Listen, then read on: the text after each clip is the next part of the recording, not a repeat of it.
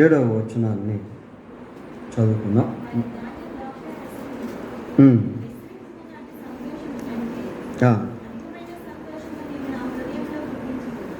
చాలు.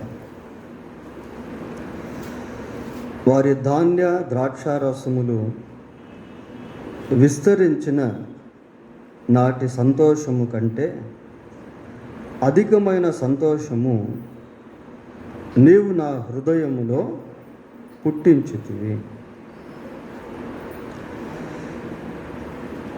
పిల్లలు, ఇక్కడ సంతోషమును గురించి, గ్లాడ్నెస్ గురించి చూస్తూ ఉన్నాం. సహజంగా సంతోషం అనేటువంటిది వివిధ రకాలుగా మానవుని యొక్క జీవితంలో కలుగుతుంది. ఇక్కడ వారి ధాన్య ద్రాక్షారసములు అన్న దగ్గర వారు అంటే ఎవరు అని ఆలోచిస్తే దే ఆర్ ఎర్త్లీ పీపుల్, భూ సంబంధమైనటువంటి ప్రజలు. మన జీవితంలో కూడా భౌతిక సంబంధమైనటువంటి వాటిని బట్టి సహజంగా మనం సంతోషించే వారంగా ఉంటాం. ప్రపంచంలో ఉన్న ప్రజలందరూ కూడా చాలా వరకు ఈ ఫిజికల్ మెటీరియల్ అంటే భౌతిక సంబంధమైనటువంటి వస్తువులను బట్టి సంతోషిస్తాం. బాగా ధనం ఉందనుకోండి, ఆ ధనాన్ని బట్టి సంతోషం కలుగుతుంది. ధనం ఉంటే ఇంకా అన్నీ ఉన్నట్టే కదా. ఆ ధనంతో మంచి భవనాన్ని కట్టుకుంటే దాన్ని బట్టి సంతోషం, మంచి బంగారాన్ని కొనుక్కుంటే దాన్ని బట్టి సంతోషం, మంచి వెహికల్స్ వాహనాలను కొనుక్కున్నప్పుడు వాటిని బట్టి కూడా సంతోషించేవారుగా ఉంటాం. అయితే ఇక్కడ ధాన్య ద్రాక్షారసములు అనేటువంటి మాటను మనం చదువుతూ ఉన్నాం. రైతులు పంట వేసి పొలం బాగా పండిందనుకోండి, వాళ్ళు చాలా సంతోషిస్తారు. ఇవి కామన్ థింగ్స్ ఇవి. అయితే ఇక్కడ మనం గమనించాల్సింది ఏంటి అంటే, ఈ భౌతిక సంబంధమైనటువంటి ప్రజలు ధాన్య ద్రాక్షారసములు విస్తరింపబడినప్పుడు ఏ విధంగా అయితే సంతోషిస్తారో,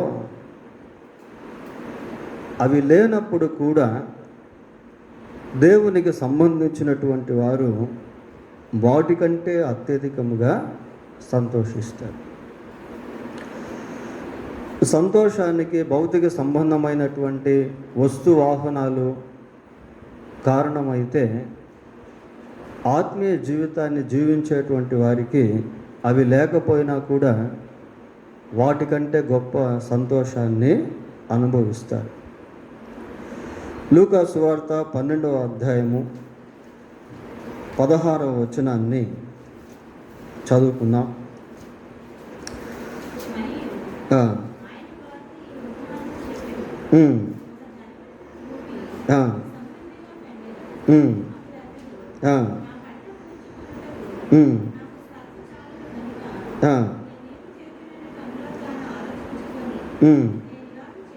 నేను ఇలాగూ చేతును. ధనవంతుడట, ఆ ధనవంతునికి భూమి సమృద్ధిగా పండింది. అంటే ధనం ఉన్నటువంటి వాళ్ళకే మళ్ళీ ధనం వస్తుంది అంటారు కదా. ఆ రీతిగా ధనవంతుడు పంట వేస్తే మళ్ళీ భూమి ఎలా పండింది? సమృద్ధిగా పండింది. అప్పుడు తనలో తాను ఆలోచిస్తూ ఉన్నాడు, నా కొట్లు విప్పి వాటికంటే గొప్ప వాటిని కట్టించి అందులో నా ధాన్యం అంతటిని, నా ఆస్తిని సమకూర్చుకొని నా ప్రాణముతో, ప్రాణమా, అనేక సంవత్సరములకు విస్తారమైన ఆస్తి నీకు సమకూర్చబడి ఉన్నది, సుఖించుము, తినుము, త్రాగుము, సంతోషించుమని చెప్పుకొందును అనుకొనేను. విస్తారమైనటువంటి ఆస్తి ఉంది, సమృద్ధికరమైనటువంటి పంట ఉంది, కొట్లు విప్పి పెద్దవిగా చేస్తూ ఉన్నాడు. తనలో తాను తన ప్రాణముతో మాట్లాడుకుంటున్నాడు, నా ప్రాణమా, తినుము, తాగుము, సుఖించుము, అనేక సంవత్సరాలకు సరిపోయేటువంటి ఆస్తి నీకు ఉంది. వెరివాడ, ఈ రాత్రి నీ ప్రాణమును అడుగుచున్నారు, నీవు సిద్ధపరిచినవి ఎవని వగును అని అతనితో చెప్పాను. దేవుని ఎడల ధనవంతుడు కాక తన కొరకే సమకూర్చుకునేవాడు అలాగుననే ఉండును. ధనవంతుడే, ఆస్తి బాగా ఉంది, పొలం బాగా పండింది, విస్తారమైనటువంటి పంటను సమకూర్చుకున్నాడు. But he is godless man. దేవుడు లేనటువంటి వ్యక్తిగా ఉన్నాడు. ఎక్కడ కూడా తన మాటల్లో దేవుని పదం అనేటువంటిది రాలేదు. ప్రియులారా, నా ప్రాణమా తినుము తాగుము సుఖించుము అని తనలో తానే మాట్లాడుకుంటూ ఉన్నాడు. ఈరోజు ప్రపంచ పరిస్థితి ఇలాగే ఉంది. దేవుని నుంచి సమస్తాన్ని సంపాదించుకొని అనుభవిస్తూ దేవుడు లేనటువంటి విధంగా మనుషులు జీవిస్తూ ఉన్నారు. దేవుని ఎడల ధనవంతులు కాక తమ నిమిత్తమే, తమ కొరకే, తమ సుఖం కొరకే మనుషులు జీవిస్తూ ఉన్నారు. ప్రియులారా, అయితే మనం చదువుకున్నటువంటి వాక్య భాగము ఇట్ ఈస్ ఎంటైర్లీ డిఫరెంట్. అది సంపూర్తిగా వ్యత్యాసంతో కూడింది. ఇక్కడ సంతోషం అనేది ఎలాంటిది అంటే, ధాన్య ద్రాక్షారసములు లేకపోయినప్పటికీ అవి ఉంటే ఎంత సంతోషం ఉంటుందో దానికంటే అధిక సంతోషాన్ని కలిగి ఉండదు. ఇది ఎలా వస్తుంది అని అంటే, ఇక్కడే మనం చదువుతున్నాము, అధికమైన సంతోషము నీవు నా హృదయములో పుట్టించితివి. అంటే దేవుడే ఆ సంతోషాన్ని హృదయంలో పుట్టించాడు అని కీర్తనకారుడు రాస్తా ఉన్నాడు. ఇది ఒక ప్రత్యేకమైనటువంటి సంతోషం. ఈ సంతోషం అనేది డబ్బు ఉంటే అనుభవించేది కాదు, ఆరోగ్యం ఉంటే, లోక సంబంధమైన ఆస్తుపాస్తులు ఉంటే అనుభవించేది కాదు. ఇది దేవుని నుండి అనుభవించేటువంటి సంతోషం. అవి ఉన్నా అవి లేకపోయినా దేవుడిచ్చేటువంటి సంతోషం. ప్రియులారా, 37వ కీర్తన 4వ వచనం చదువుదాం. 37వ కీర్తన, యెహోవాను బట్టి సంతోషించుము, ఆయన నీ హృదయ వాంఛలను తీర్చును. దేవుని బట్టి సంతోషించడం. ప్రియులారా, యెహోవాను బట్టి సంతోషించుము, ఆయన నీ హృదయ వాంఛలను తీర్చును. దేవుడు మన హృదయ వాంఛను తీర్చినప్పుడు మన సంతోషం అంతకంటే ఎక్కువ అధికమవుతూ ఉంటుంది. జక్కయ్యను గురించి మనం బైబిల్లో చూస్తాం. జక్కయ్య హృదయంలో ఒక వాంఛ అనేది ఉంది. ఏంటది? యేసు ఎవరో చూడాలి అనుకున్నాడు. లూకా సువార్త 19వ అధ్యాయం 6వ వచనం చదవండి. అతడు త్వరగా దిగి సంతోషముతో ఆయనను చేర్చుకొని. ఈ సంతోషం డిఫరెంట్. ప్రియులారా, ఇది స్వస్థతను బట్టి కలిగిన సంతోషం కాదు, ఆస్తిని బట్టి కలిగిన సంతోషం కాదు. అతను కూడా ధనవంతుడే, బాగా ధనం సంపాదించాడు. అందుకే ఆ ప్రారంభంలో మొదటి వచ్చిన వాళ్ళు ఏమని చూస్తామంటే, జక్కయ్య అని ఒక ధనవంతుడు ఉండెను. అయితే యేసు ప్రభువును చేర్చుకునేటువంటి సమయంలో కలిగినటువంటి సంతోషము తాను కలిగి ఉన్నటువంటి ధనము కంటే మించిన సంతోషం. ఆ సంతోషం కంటే మించినటువంటి సంతోషం. ప్రియులారా, అంటే దేవుడిచ్చేటువంటి సంతోషం అలాగుంటుంది. దేవుడు హృదయ వాంఛను తీర్చినప్పుడు కలిగేటువంటి సంతోషము అది లోకం ఇవ్వలేనటువంటి సంతోషం. 43వ కీర్తన 4వ వచనం చదువుదాం. అప్పుడు నేను దేవుని బలిపీఠము నొద్దకు నాకు ఆనంద సంతోషములు కలుగచేయు దేవుని వద్దకు చేరెదను. దేవా, నా దేవా సితారా వాయించుచు నీకు కృతజ్ఞతాస్తుతులు చెల్లించెదను. ఇక్కడ దేవుడు ఎలా కనిపిస్తున్నాడు అంటే ఆనంద సంతోషములను కలిగించేటువంటి వాడుగా ఉన్నాడు ప్రియులారా. కాబట్టి ఈ కీర్తనాకారుడు ఏమంటున్నాడంటే నాకు ఆనంద సంతోషములను కలిగించు దేవుడు అని అంటూ సితారాతో ఆయనకి ఏం చెల్లిస్తాడట? కృతజ్ఞతాస్తుతులు. ఇక్కడ సెల్ఫ్ ప్రైజ్ అనేటువంటిది లేదు. అక్కడేమో ఆ ధనవంతుడు ఏమంటున్నాడు? నా ప్రాణమా సుఖించుము, తినుము, త్రాగుము అని తనలో తాను తన గురించి మాట్లాడుకుంటూ ఆనందిస్తూ ఉన్నాడు ప్రియులారా. ఇక్కడైతే ఆ సెల్ఫ్ ప్రైజ్ అనేటువంటిది లేదు, కానీ ఇక్కడ దేవుణ్ణి స్తుతించేటువంటి విధానం మనం చూస్తూ ఉన్నాం. ఇది చాలా ఇంపార్టెంట్ ప్రియులారా. దేవుడు వివిధ రకాల సంతోషాలను, ఆనందాలను మనకు అనుగ్రహించినప్పుడు వాటిని బట్టి మనల్ని మనం ముఖస్థుతి చేసుకునే వారముగా కాకుండా నా స్వశక్తి చేత దీన్ని సంపాదించాను అని అనుకోకుండా వాటిని బట్టి దేవుణ్ణి స్తుతించుట అనేది చాలా ప్రాముఖ్యము. నాకు ఆనంద సంతోషములను కలుగు చేయు దేవుడు అని మనం చూస్తూ ఉన్నాం ప్రియులారా. ఈ సంతోషం చాలా ప్రత్యేకమైనటువంటిది. దేవుడిచ్చేటువంటి ఆనందము చాలా ప్రత్యేకమైనటువంటిది. 63వ కీర్తన 4-5 వచనాలు చదువుకుందాం. నా మంచము మీద నిన్ను జ్ఞాపకము చేసుకున్నప్పుడు రాత్రి జాముల యందు నిన్ను ధ్యానించినప్పుడు క్రొవ్వు మెదడు నాకు దొరికినట్లుగా నా ప్రాణము ఎదమా తృప్తి పొందుచున్నది. ప్రియులారా, అసలు ఇక్కడ ఏమీ మనకు భౌతికమైనటువంటివి కనబడటం లేదు. ఏదో బంగారమో, లేకపోతే వెండో, లేకుంటే ధనమో, లేకుంటే ఆస్తో, లేకుంటే అంతస్తులో, లేకుంటే ఫలాలో ఏమీ కనబడటం లేదు. అయితే ప్రాణం ఎలాగుందట? తృప్తి పొందుతా ఉంది. ఏ విధంగా అంటే క్రొవ్వు మెదడు దొరికినంత తృప్తి ప్రాణము అనుభవిస్తూ ఉంది ప్రియులారా. దీని ఏమంటారంటే స్పిరిచువల్ సాటిస్ఫాక్షన్ అని అంటారు. ఆత్మ సంతృప్తిని ఈ వ్యక్తి అనుభవిస్తూ ఉన్నాడు. అంటే దేవునిని ధ్యానిస్తూ ఉన్నటువంటి సమయంలో కలిగేటువంటి సంతృప్తి లోకంలో ఏది ఇవ్వలేదు ప్రియులారా. దేవుని గురించినటువంటి అవగాహన మన జీవితంలో మనం సంపాదించుకున్నప్పుడు దాని ద్వారా కలిగేటువంటి సంతృప్తి లోకంలో ఎక్కడ కూడా ఉండదు.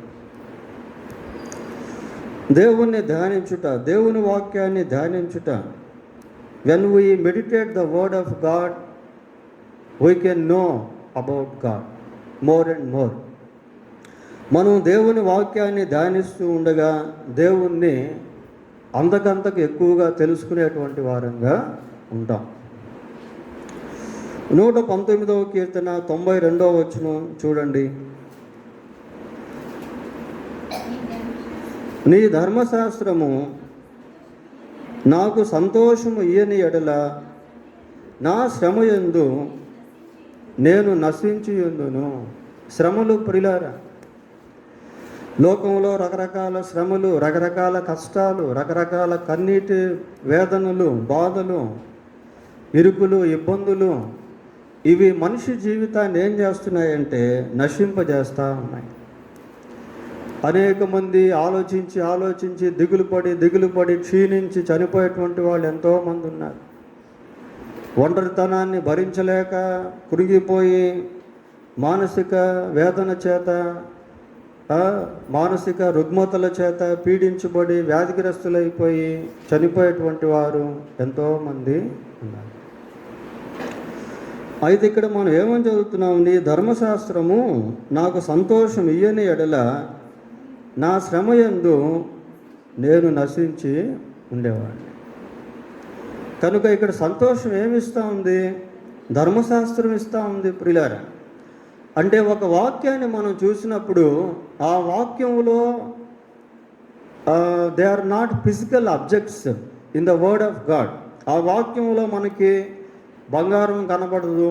అంటే భౌతిక సంబంధమైన బంగారం కానీ, ధనం కానీ, భౌతిక సంబంధమైనటువంటి ఆస్తులు కానీ, అంతస్తులు కానీ అవేమీ మనకు వాక్యంలో కనబడవు. అయినప్పటికీ ఆ వాక్యం ఏం చేస్తుంది అంటే మనకు సంతోషాన్ని ఇస్తుంది.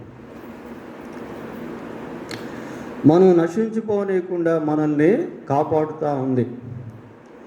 శ్రమలో మనకు ఊరటనిచ్చేటువంటిదిగా ఉంది. ఇది బయట ప్రపంచానికి అర్థం కాదు ప్రియులారా. బయట ప్రపంచం విస్తారమైనటువంటి పంట పండితే సంతోషిస్తుంది, విస్తారమైనటువంటి ధన సమృద్ధి కలిగి ఉన్నప్పుడు సంతోషిస్తుంది. అయితే ఆత్మీయ ప్రపంచంలో ఉన్నటువంటి వాళ్ళు అవి లేకపోయినా వాటికంటే గొప్ప సంతోషాన్ని అనుభవించేవారుగా ఉంటారు. అదే 119వ కీర్తన 70వ వచనం కూడా చదవండి.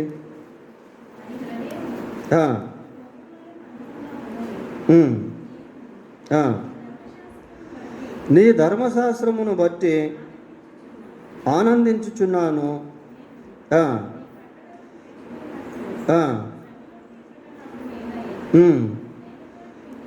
వేల కొలది వెండి బంగారు నాణెముల కంటే నీవిచ్చిన ధర్మశాస్త్రము మేలు. చూడండి ప్రియులారా, వేల కొలది వెండి బంగారు నాణెముల కంటే నీవిచ్చిన ధర్మశాస్త్రము మేలు, నాకు మేలు. అంటే ఇక్కడ మేలు వెండిని బట్టి బంగారుని బట్టి అని అనట్లేదు, కానీ నీవిచ్చిన ధర్మశాస్త్రము వేల కొలది వెండి బంగారు నాణెముల కంటే నాకు మేలు అంటున్నాడు.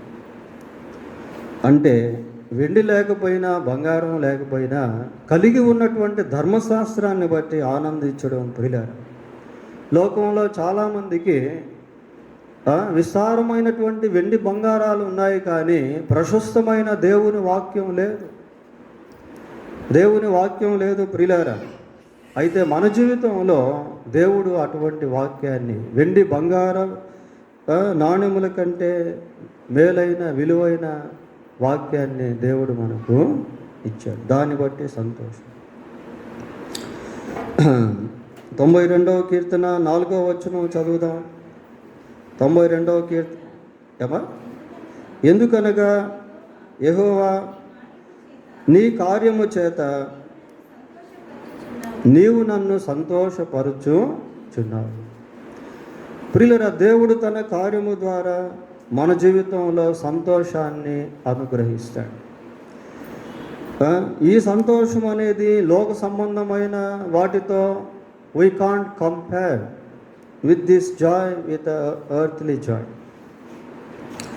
ఈ సంతోషాన్ని లోక సంబంధమైనటువంటి సంతోషంతో మనం పోల్చజాలము. ఆయన చేసేటువంటి కార్యాలు మన జీవితంలో గొప్ప సంతోషాన్ని కలిగిస్తాయి. 126 3వ వచనం చదవండి. 126వ కీర్తన. యెహోవా మన కొరకు గొప్ప కార్యములు చేసి ఉన్నాడు, మనము సంతోషభరితులము అవుతుంది. దేవుడు చేసే గొప్ప కార్యాలు మన జీవితంలో గొప్ప సంతోషాన్ని కలిగిస్తాయి ప్రియులారా. లూకా సువార్త 1వ అధ్యాయము 57, 58 వచనాలు చదువుకుందాం. 1వ అధ్యాయము 57, 58 వచనాలు. ప్రసవ కాలము వచ్చినప్పుడు ఎలిజబెత్ కుమారుని కనెను. అప్పుడు ప్రభువు తన మీద మహా కనికరం ఉంచెనని ఆమె పొరుగువారును బంధువులను విని ఆమెతో కూడా సంతోషించిరి. చూడండి ప్రియులారా, ప్రసవకాలం వచ్చినప్పుడు ఎలిజబెత్ కుమారుని కనెను. అప్పుడు ప్రభువు ఆమె మీద కనికరం ఉంచెనని ఎవరు విన్నారట? పొరుగువారు బంధువులు విని ఆమెతో కూడా సంతోషం. అది దేవుడు చేసిన కార్యము. అది శాస్త్రానికి అందనటువంటి కార్యము. అది ధనముతో, బంగారుతో, ఆస్తి అంతస్తులతో, వైద్యులతో జరిగినటువంటి కార్యము కాదు ప్రియులారా. వారి దృష్టిలో అది ఎంతో విలువైన కార్యం. ఎందుకు అంటే అది దేవుడు చేశాడు. కనికరముతో చేశాడు. కాబట్టి వాళ్ళు ఎంతో సంతోషించారు, ఆనందించారు. ఆ సంతోషము మామూలు సంతోషం కాదు ప్రియులారా. ఒకవేళ సాధారణ స్థితిలో జన్మించి ఉంటే అంత సంతోషం ఉండేది కాదు. అది అసాధారణమైన కార్యం కనుక వాళ్ళు సాధారణమైన సంతోషము కంటే అసాధారణమైన సంతోషాన్ని అనుభవించారు.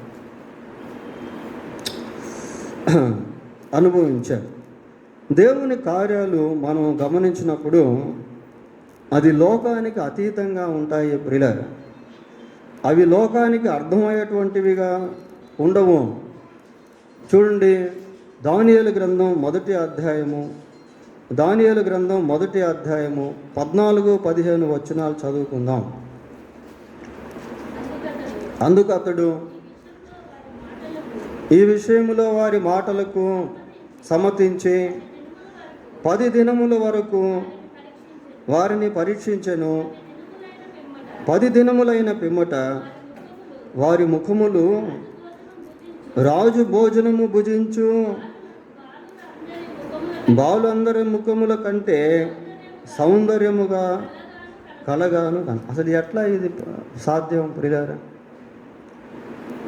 నిజంగా ఈ మనం చదువుకుంటే చాలా ఆశ్చర్యం అనిపిస్తాయి. రాజు భుజించేటువంటి భోజనము, రాజు పానం చేసేటువంటి ద్రాక్షారసము తీసుకున్నటువంటి వారు ఎంతో కలగా ఉంటారు.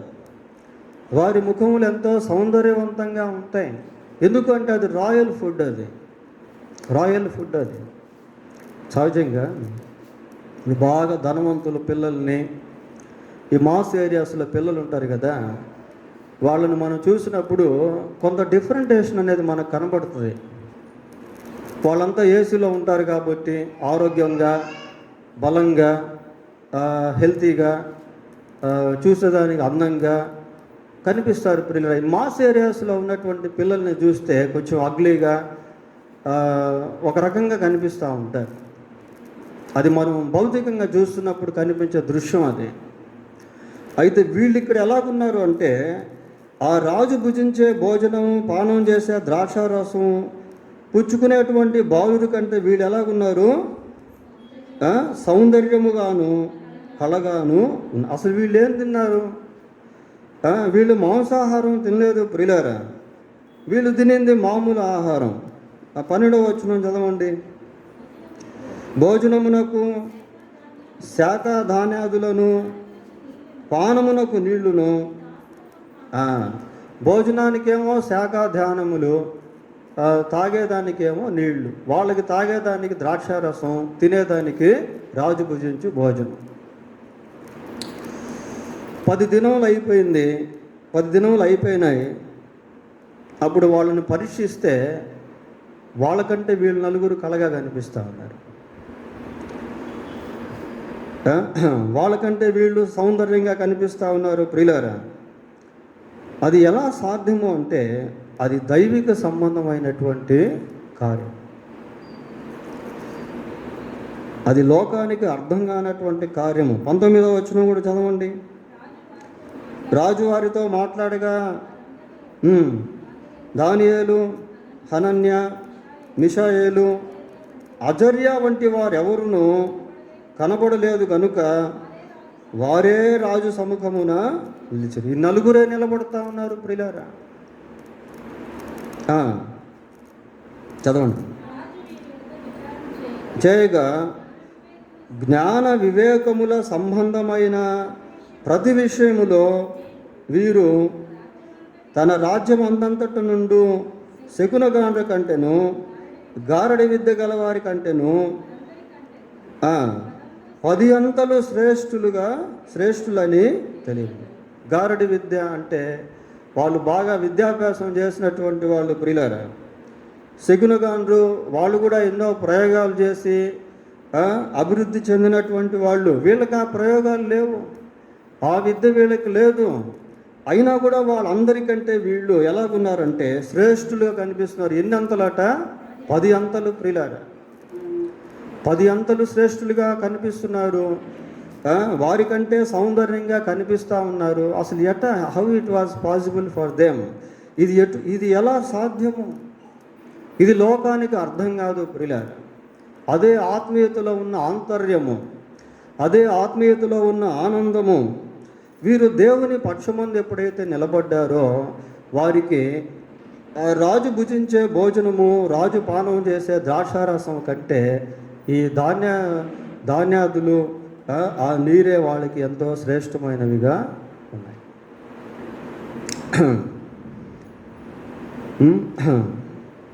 కొరింథీయులకు రాసిన 2వ పత్రిక 6వ అధ్యాయము, కొరింథీయులకు రాసిన 2వ పత్రిక 6వ అధ్యాయము 10వ వచనంలో చివరి భాగంలో దుఃఖము అని ఉంటుంది. అక్కడి నుంచి చదవండి.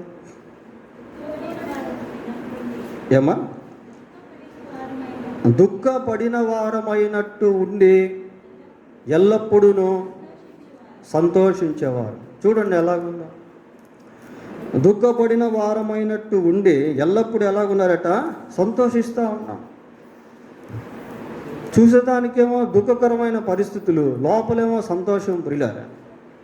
కొద్దిమంది బాహ్య ప్రపంచాన్ని మనం గమనిస్తే వాళ్ళు ఆరోగ్యంగా ఉంటారు, మంచి ఉందా స్థితిలో ఉంటారు, కానీ లోపల దుఃఖం, లోపల బాధ, లోపల వేదన. పై రూపాన్ని మనం చూస్తాం కానీ అంతరంగంలో ఉన్న దుఃఖం మనకు తెలియదు ప్రియులారా. కానీ ఇక్కడ ఏమంటున్నాడు? దుఃఖపడినట్టు ఏమంటున్నాడు? దుఃఖపడిన వారం అయినప్పటికీ, చదవండి, ఎల్లప్పుడూ సంతోషించువారము,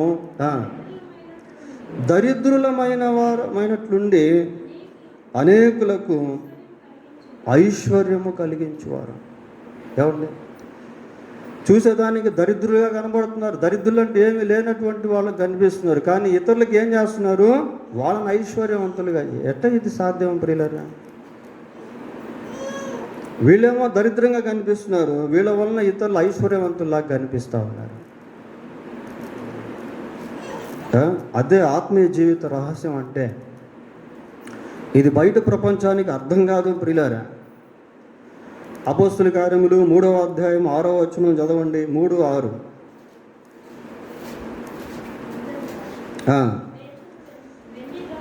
వెండి బంగారములు మా యొద్ద లేవు, కానీ నాకు కలిగినదే నీకిచ్చుచున్నాము.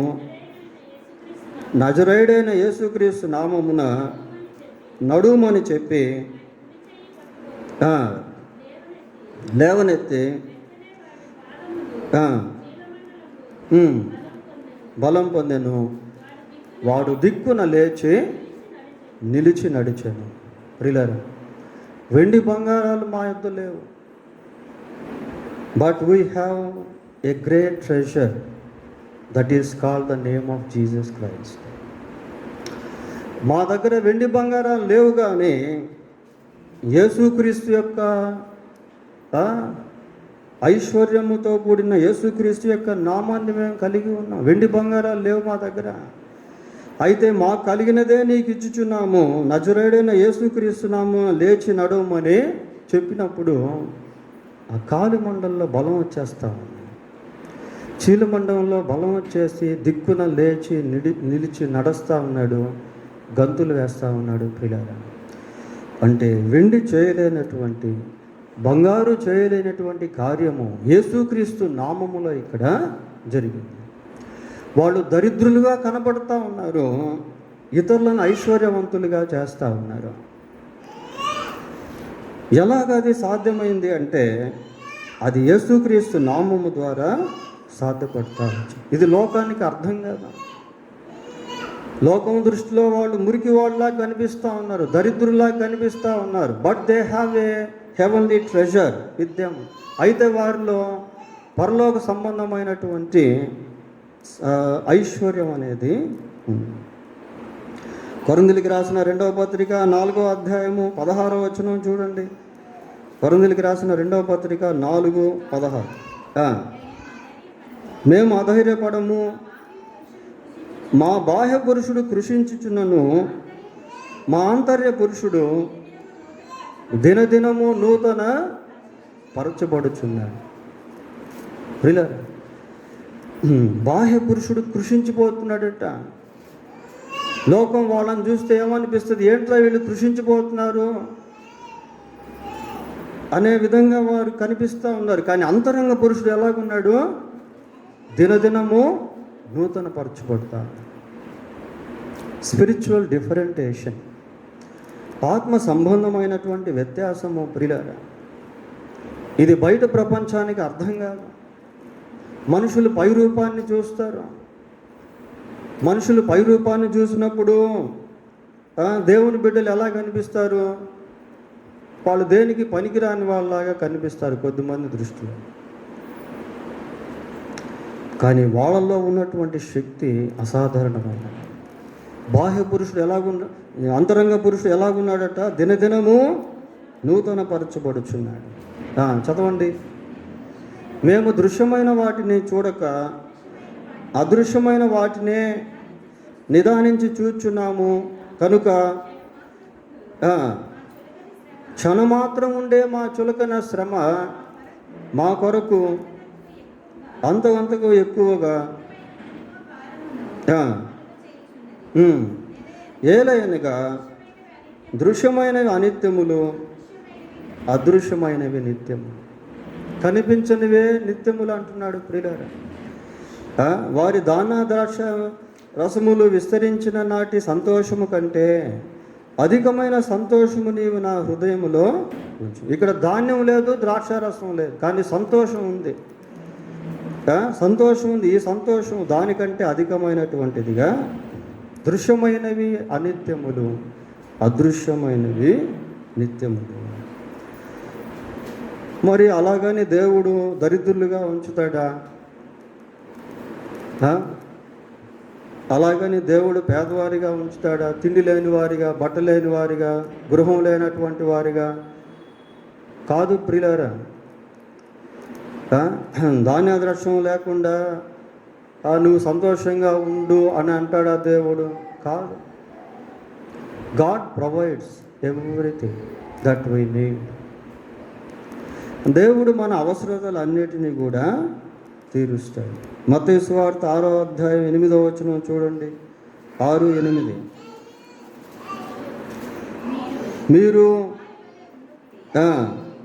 మీరు మీ తండ్రిని అడుగక మునిపే అక్కరగా నున్నవేవో ఆయనకు తెలియదు. మీరు మీ తండ్రిని అడుగక మునిపే మీకు ఏదైతే అవసరమో, ఏదైతే అక్కరగా ఉన్నదో అది ఆయనకు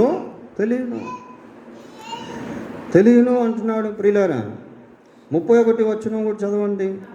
కాబట్టి ఏమి తిందుమో, ఏమి త్రాగుదుమో, ఏమి ధరించుకుందుమో అని చింతింపకుడి, అన్యజనులు విచారింతురు. ఇవన్నీ మీకు కావాలనని మీ పరలోకపు తండ్రికి తెలియదు. మీకు ఆహారం కావాలి, మీకు కావలసినటువంటి వస్త్రాలు, కావలసినటువంటి గృహం, కావలసినటువంటి ఉద్యోగం, కుటుంబంలో ఉన్నటువంటి అవసరతలు, ధనము, ఆరోగ్యము, ప్రియులారా, అన్నీ కూడా దేవునికి తెలుసు. కాబట్టి దేవుని యందు నమ్మిక ఉంచడం, దేవునిపై ఆధారపడడం, దేవుని కొరకు జీవించడం, ఇవన్నీ చాలా చాలా ప్రాముఖ్యమైనవి. లోకానికి అర్థం కానటువంటి విధానంలో విశ్వాస జీవితంలో గొప్ప సంతోషాన్ని అనుభవిస్తూ ఉంటారు. చివరిగా ఇంకొక విషయాన్ని కూడా మనం చూద్దాం. పేతురు రాసిన మొదటి పత్రిక 1వ అధ్యాయము 8వ వచనం చదువుకుందాం. మీరు ఆయనను చూడకపోయినను ఆయనను ప్రేమించుచున్నారు. ఇప్పుడు ఆయనను కన్నులారా చూడకయే విశ్వసించుచు అనగా ఆత్మరక్షణను పొందుచు చెప్పన శక్యమును మహిమాయుక్తమునైన సంతోషము గలవారై ఆనందించుచున్నారు. ఇక్కడ 2 పదాలు మనకు కనిపిస్తున్నాయి. సంతోషించుచు, ఆనందించుచున్నారు. సంతోషము గలవారై ఆనందించుచున్నారు. చెప్పన శక్యము కానీ మహిమాయుక్తమైన సంతోషం. ఇది ఆత్మరక్షణకు సంబంధించినటువంటి సంతోషం. ప్రియులారా, విశ్వాస జీవితంలో ఈ గొప్ప మర్మయుక్తమైనటువంటి సంతోషాన్ని, ఆనందాన్ని కలిగి ఉంటారు. ఆత్మరక్షణకు సంబంధించినటువంటి సంతోషం, ఇంకా చెప్పాలి అంటే విశ్వాస జీవితంలో మరణించేటువంటి సమయంలో కూడా సంతోషం అనేది ఉంటుంది, ఆనందం అనేటువంటిది ఉంటుంది. ప్రసంగి గ్రంథంలో మనం చూస్తాం, ఒకని జన్మదినము కంటే మరణదినము లేదు. అంటే ఆ మరణించేటువంటి సమయం కూడా సంతోషంగానే ఉంటుంది. పౌలు అంటాడు, నేను వెడలి క్రీస్తుతో కూడా ఉండవలనని ఆశ ఉంది. So death also is a gladness to a believer. విశ్వాసికి మరణము కూడా సంతోషకరమైనటువంటిది. ప్రియులారా, ప్రభువు నేను చూస్తాను అనేటువంటి లోపల కుతూహల, మారుబాటుము, సంతోషము, ఆనందము, ప్రభు యొక్క రాజ్యమును గూర్చినటువంటి సంతోషం, ఇది లోకానికి ఉండదు. దరిద్రుడైనటువంటి లాజరు అటువంటి సంతోషాన్ని అంతరంగంలో కలిగి ఉన్నాడు. చూసేదానికి జుగుప్సాకరము, చూసేదానికి దరిద్రుడు, చూసేదానికి ఒళ్ళంతా కురుపులు, చూసేదానికి నానేటువంటి వారు ఎవరూ లేరు. But he has a greatest Joy, greatest gladness because of God, because of his faith towards God. దేవుని పట్ల తనకున్న విశ్వాసాన్ని బట్టి, దేవుని బట్టి అతని యొక్క హృదయాంతరంగంలో గొప్ప సంతోషం ఉంది, సంతృప్తి ఉంది, ఆనందం ఉంది. విశ్వాసుల యొక్క జీవితాల్లో ఈ సంతోషం అనేటువంటిది చాలా శ్రేష్టమైనది. ప్రియులారా, అందుకే అన్నాడు, చెప్పన శక్యము కాదది. We can't describe it, unexpressible. అది మనం ఇలాగుంటుంది అని వీ కాంట్ ఎక్స్ప్రెస్. దాన్ని మనం ఇలాగుంటుందని వర్ణించలేము. ప్రియుల, అంత గొప్ప సంతోషం, అంత గొప్ప ఆనందం. ఆ తర్వాత 1000 సంవత్సరాల పరిపాలనలో గొప్ప సంతోషం, నిత్యత్వంలో గొప్ప సంతోషం, నీ సన్నిధిని సంపూర్ణ సంతోషం ఉంటుంది. కాబట్టి లోకానికి అర్థం కానటువంటి సంతోషము, ఆనందము అనేటువంటిది విశ్వాస యొక్క జీవితంలో ఉంటుంది. ధాన్య ద్రాక్ష రసములు విస్తరించిన నాటి కంటే అధికమైన సంతోషము నీవు నా హృదయములో పుట్టించు. కనుక ప్రియులారా, లోకంలో ఒకవేళ మనం ఏ స్థితిలో ఉన్నా దేవుణ్ణి కలిగి జీవిస్తున్నప్పుడు దేవుడు మన అవసరతలను తీరుస్తాడు. మనుషుల లోకంలో ఎంతో గొప్ప సంపన్నులుగా ఉన్నప్పటికీ సంతోషం లేనటువంటి వారిగా ఉన్నారు. But our life is different. మన జీవితం ఒక గొప్ప వ్యత్యాసంతో కూడి. దేవుడు తన వాక్యాన్ని దీవించునుగాక. ప్రార్థన చేసుకుందాం.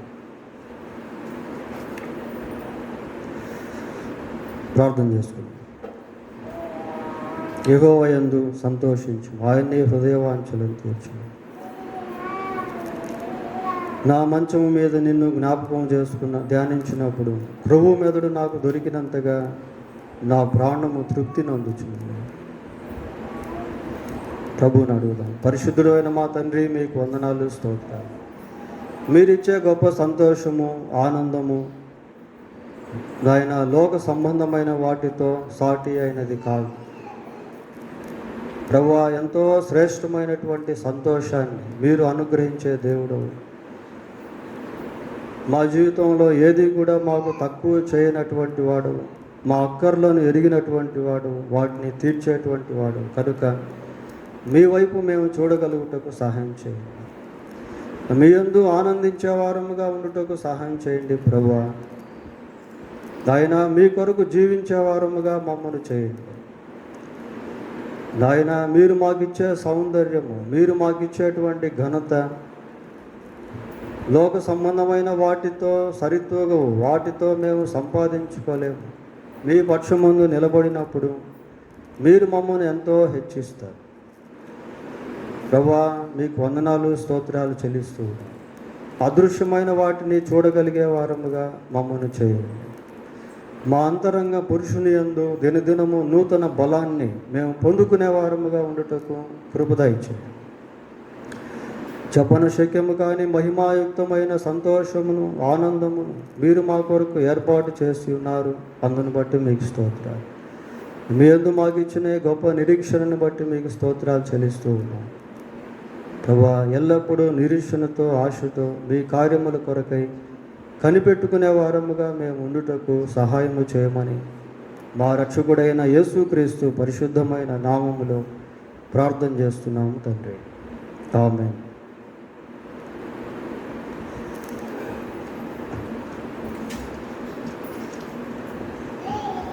పిల్లల వార ప్రకటనలో ఒకసారి జ్ఞాపకం చేస్తాం.